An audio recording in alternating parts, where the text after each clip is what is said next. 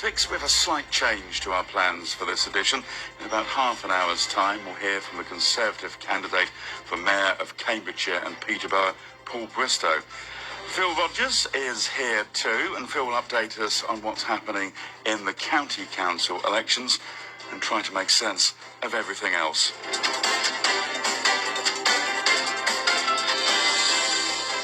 First, though, if you trust the polls, Reform are doing rather well in the Cambridgeshire mayoral race, and maybe not enough to catch the leader. That's the Conservatives' Paul Bristow, who we'll hear from later. But we may very well see some Reform county councillors after the elections on May the 1st. Ryan Coogan is standing for Reform to be Mayor of Cambridgeshire and Peterborough, and I spoke to him earlier this week. Ryan, welcome to Cambridge Radio. How's the campaign going? It's a pleasure to be here. I feel the campaign is actually going really, really well. The message on the doorstep, is tremendous, really. I was knocking on some doors the other day down Queen Edith's, having some really interesting conversations with people. Things, that really matter in this election, certainly county-wise. Talking about things like planning policy and how a lot of the consultations just feel like they're being steamrolled through at the moment. Doesn't feel like local people actually are getting a say. They're responding to the consultations, but being completely disregarded in what they actually say with the result. One of the people was telling me that drug deals are going on all the time, down this alley, and how and I'm sort of saying, well, if I got an officer down there at exactly that time every night, would that solve the problem? And they're going, oh, brilliant, this is great, Queen Edith's are interesting. As you'll know, they're in the City Council, outside of the parliamentary constituency. They produced Lib Dems, they produced an independent councillor in recent times, but I wouldn't necessarily put them as natural Reform territory. No, and that was the feeling. It was really strange on the doorstep, because you were having these discussions and you were sort of introducing the policy, but you weren't waving the flag beforehand. You were allowing people to talk and just really going into local concerns. And what was really interesting is they sort of get to the end and you say, would you be so kind as to give me your vote? And people were, oh, absolutely, everything you've covered is exactly what I'd like to see around here. Of course, they then say, oh, what party are you from? You say Reform, and that door sort of slams, and, you just say, oh, but just before you go, please consider it, because actually we've had a really constructive conversation, and actually I think, all of your concerns are the kind of things that I can address. There was the MRP poll, which came out a few days ago, and I know there's been others which have said slightly different things, but it feels different to the narrative that suggests that Reform is just around to eat of the Conservative vote. Absolutely. Going around, I knocked on a door the other day of a real sort of what you consider a left-sided activist, union rep, and they just said to me, Ryan, thank you very much for knocking. I never thought you would, but I'm actually now a reformer. I've decided I've had enough with Labour. I'm getting a lot of stick, actually, in the union, but actually I'm now a paid-up member of Reform, and I'm voting for Reform, and I really, really appreciate everything you're doing for the working people. What's your political journey been? Have you been a member of any other political party at any point? When I first left college, I was most definitely on the Labour camp, voted Labour, had conversations in workplaces about that, and then I sort of drifted away from them, really, because I didn't like what I felt Labour had brought in the education system. And I really liked the idea of the big society, the big sort of David Cameron ideas about how people can really get involved in their local communities and how they were going to provide cash for that. And for me, that was a really poignant part. And that's probably when I switched across to voting Conservative. And then I spoke to a few sort of people in my area, and they wanted me to get involved with local politics. So I got involved in local politics as as an independent. And then later, I actually really got on well with the district councillor and the county councillor, at the time, and they sort of convinced me to join the Conservatives, in which case I did, became a Conservative member, and I got really disillusioned by that. And then, what in particular about the Conservatives, and at which point as well? I think it was just the fact when people stopped listening. I think when your opinions are not being heard, and policy nationally doesn't reflect your opinions, you suddenly start feeling very, very disillusioned. And I gave up my membership several years ago, got so disillusioned with politics, didn't really follow it. I'm not a political historian, I'm not someone that's particularly interested in politics. I just like helping local people. I like that local relevance to politics, I suppose. And as part of that, I was doing a property development, and I was speaking to the local estate agent, about how disillusioned I was with politics and the political sort of society. And he actually turned round to me and said, have you seen this sort of party reform? I said, no, not really interested. But I went away from that, and something, made me search for it later.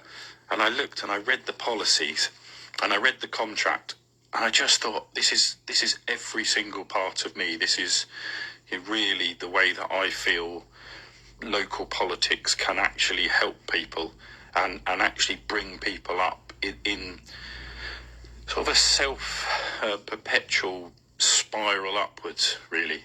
And I love it. Every time I read the contract or policy updates, and I just think, yeah, this is brilliant. This is encompassing the left, it's encompassing the right. It's just such really, really good policy. And it's just common sense at the end of the day. I wonder if we could maybe explore some of the policies. And I'm wondering how a Reform mayoralty would be different to the Labour mayoralty that we've had for these past 4 years, and the Conservative, which went beforehand.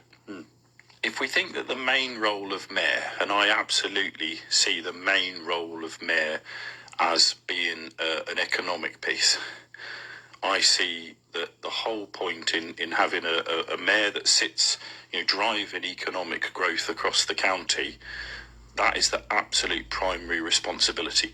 Everything else sort of is a side, is a journey, is another piece to that. And, when I was first asked about, would I become the candidate for mayor of Cambridgeshire and Peterborough, I looked at what was actually, available, and I just assumed this is all about buses. Because the Labour mayor for the last 4 years has just, every single time you ever see anything, it's, buses, so I'm doing this for buses, I'm doing that for buses, I'm cutting buses, I'm changing buses, I'm, putting a cheaper bus pass in, and there's just this absolute fixation at the moment that all they're doing is buses. And I'm sure, listeners will probably say the same, that, they're really... That's very much been Dr. Nick Johnson's thing, hasn't it, the buses? But there again, if you go back to his Conservative predecessor, he was often talking about transport himself. And indeed, your Conservative opposite number, Paul Bristow, is talking about light rail this time around. Yeah, and I've spoken to the guys from Cambridge Connect, and it's a wonderful plan. If anybody's got a spare moment, do have a look at it. They've done a great job of sort of getting it this far. And the conversations I were having is very simple. Look, it's a great idea, and I think, personally, it's a brilliant thing for Cambridge. I think it'll really help with the mass transit issue. It'll remove car journeys from the roads. It will help people get in and out of the city. And I think it's absolutely... So you'd also look at light rail where you elected? Absolutely. And the difference I've got from the Conservatives, they've essentially said that absolutely they're just going to do it. And when asked on funding for this, and some estimates are between about £4 and £6 billion, is they've committed to a bank loan. And I just don't see that as a way forward for the people of Cambridgeshire, is actually committing to financing this project long term. What I've said I'd like to do is get people around a table, have a business conversation with lots of the stakeholders, driven by real data, and the specific point that I want to make is that I want to look at maybe pension funds, because if I can convince pension funds that this is a real long-term generative part of strategy for their kinds of investment, and they come on board and say, absolutely, Ryan, this light rail project in Cambridge is fantastic. It's exactly what we need for long-term investment in infrastructure, and we can see a real return for the capital investment that they'll put in. And they would be owners, or would that still be under the control of the mayor?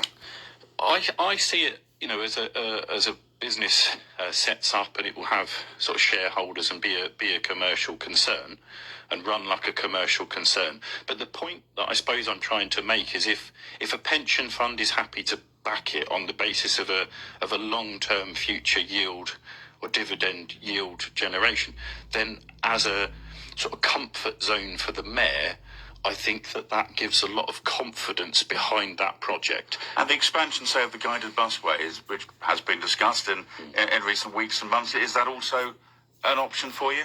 I just see the guided busway as an absolute bonkers idea. And I tell you why, is see, the taxpayers around Cambridgeshire have just had a huge fine of £6 million based on health and safety.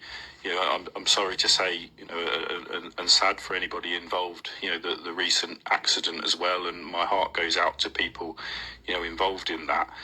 But if this was genuinely a great piece of infrastructure and a wonderful investment, then this would be happening in towns and cities across the entirety of the world.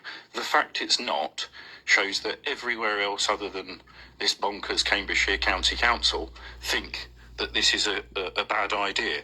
But the guys sat in the chambers that we have around here and in the GCP have all, for whatever reason, decided this is a good idea.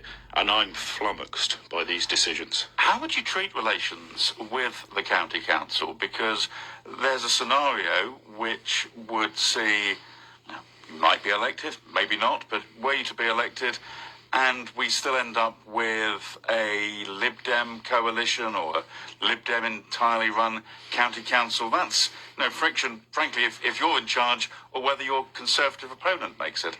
Yeah, and this is one of the considerations always, isn't it? How can we get things across the line? But I'd like to think that I'm a sensible, reasonable person, which is what's got me, as far as it has in life. And I like to look at all projects on their merit. So if a project comes forward and it's looking, good, and there's a huge portion of merit for it, and, we look around unintended consequences and other barometers that I really like to scrutinise plans with, and it actually comes up that this project makes sense, then absolutely, we go full steam ahead and we do it. But the biggest part for me in politics, certainly in Cambridgeshire and Peterborough, is accountability. It's bringing the accountability back to the electorate. So when you're standing at a door, and somebody's talking about a project, be it the busway, be it, light rail, be it the police, be it anything else, I want to stand there and say, yes, I am wholly responsible for that. If you like the decisions that I'm making around the table, then continue to vote for me. If you don't like those decisions that are being made, then feel free to vote for somebody you think will make better decisions. And that's what I don't think we currently have in Cambridge, because we have the various organisations where a politician can just pass the blame. Oh, this was this agency, this was this company, this was this, rather than actually fully taking that accountability and saying, yes, the reason you've got potholes in the roads is because of our decisions that we have made at council. What are your feelings on net zero? Well, net zero for me is a little bit of a fallacy. I prefer to take it as a full environmental approach, and carbon emissions are something within that mix. But for me, things that have got buried over time are things like deforestation. You very rarely hear now of deforestation, and yet for me that's still a huge driver. Seems to have moved quite a bit towards the energy side of things, doesn't it? Yeah, and like net zero is just one of these sort of buzzwords which comes out. Oh, we must hit net zero. We must hit net zero. But we all know that in order to actually fully achieve net zero, we deindustrialise. We go back to to the era of, where we're sustaining ourselves through our own farming, with hand tools. I mean, this is just never going to happen. It doesn't matter how much money we spend on it, how much of our taxpayers' cash gets put into these schemes. We're never going to achieve net zero. Then there is science to say that actually, the greenhouses locally, for example, they actually pump CO2 into those greenhouses to get extra growth from plants and vegetation. Well, one hand, you've got a pack of environmentalists saying net zero is a problem. The other hand, you've got environmentalists saying that net zero is not the problem. I noticed there's quite a few initiatives, actually, from the Cambridgeshire and Peterborough Combined Authority going into net zero right now. Is that something that you would put a stop to, or would you divert the money somewhere else? What would you do? Yeah, I mean, it's hard to see from outside the fence. Probably like myself, I've read through some of the cash book that's available, and you get these huge chunks of cash that the lines, saying that it goes to net zero. I can't absolutely say what that project is, but let's just say that net zero is solar panels on on a car park, on a park and ride somewhere. Well, for me, that's a great investment. Okay, that's putting a form of electrical generation over something that's already diverting water. Because we're told that renewables are something that could build up industry, and I know that, for example, Nigel Farage actually seems rather keen to nationalise British Steel, for example, to sort of help us along the way in that direction. Yeah, and like with what I was saying earlier, we're starting to get a lot of people actually waking up and listening to our policies. But as far as British Steel is part of the makeup of the military, and we really need that security. We'd be the only advanced or seriously advanced nation that doesn't produce its own steel. I think there's sort of big security risks involved in not producing our own steel, and we've got to not producing our own steel essentially by our fascination with net zero. I just question the evidence, I question it, but at the same point, people in reform still care about the environment. As you might know, I do a lot of work on the rivers around Cambridge, and I love the wildlife, and I love everything, but I hate when I go through a village or I'm talking to people in a village and I look across, what used to be a beautiful, piece of farmland, and now it's a solar farm. It just, to my mind, it makes absolutely no sense whatsoever to be shoehorned into this. And then when you start looking at the battery technologies that are coming along, there's one site that got 3 days notice of an application that went through. They're now going to have a huge battery facility, which has been likened to a nuclear bomb right next to the village. I'm sorry. This is where, this one? This one's in Wicken. And it just makes me so sad when you hear the plight of reasonable people at the doorstep telling you the horror of the way that this is bulldozed through with complete lack of common sense involved. And essentially, okay, if there is thermal runaway and it does happen, then this thing's going to explode next to homes, next to and I just feel so sad and sorry for people that are having to put up with this without proper consultation, without any proper thought or intellectuals getting together and actually deciding if this is a good idea or not. It's very, very sad at the way it's steamrolled through. Do you find migration is an issue on the doorstep? Yes. Yeah, migration seems to be. And is that because you're the Reform candidate and immediately associated together, or is there something else? No, I think it's something else. I think...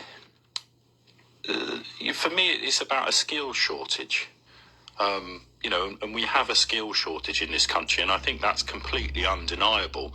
And the way that businesses, the way that we've gone about that, in the last 20 years is, we need this skill, so we're going to import this skill from somewhere. Whereas I'm very much of the opinion that, well, can we not educate this skill? Can we not bring this skill out, for people who are already, resident in the UK? And then we need to start thinking about the education piece, and actually matching up education courses available with employment opportunities afterwards. And I just think there's been a disconnect over the last few years in this. You'll be aware, I guess, that it's something like 35% of Cambridge residents have a passport other than a British one. Obviously, some of those will be students. Others, though, will be people working in business and in science. And then on the other hand, if you go up into the Fens, of course, you'll have a lot of the people packing the vegetables or getting them out of the ground in the first place when it's not done by machinery, maybe a bit of both. And they'll be out from outside of the UK as well. And I wonder how that all fits together, because the Fens pretty much a reform heartland. Yeah, exactly. And when you start speaking to people, I was out meeting with a group the other day, and one of the ladies said to me, look, she's from Romania. She came over 20 years ago. She'd passed various things to actually get here. She loves Britain. She loves the opportunities that came with it. She's deeply worried, and she joined Reform because she's deeply worried that what she's starting to see now in the UK is exactly what she left in Romania 20 years ago, because she'd had enough of the lack of opportunity. She'd had enough of the state control coming in, the people being arrested for things that they'd said or done, which weren't in any way to a standard group, weren't in any way insightful or hurtful or anything.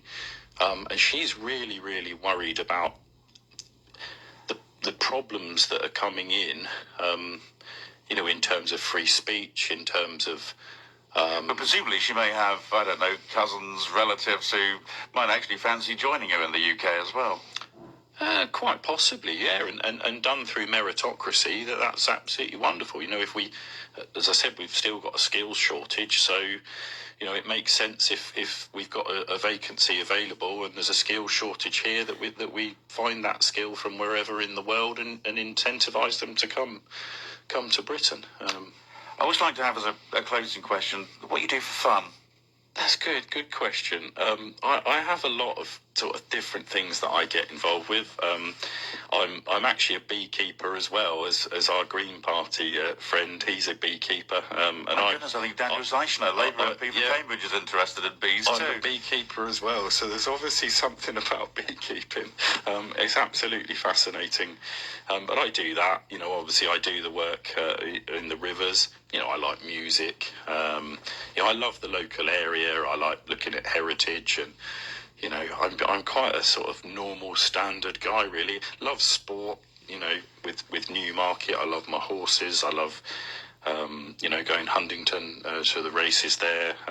I'm quite often out and about doing something in the county. But I just try and enjoy life, and I think that's something that is starting to ebb and flow away from us, but it's something that I want to uphold in the county for sure.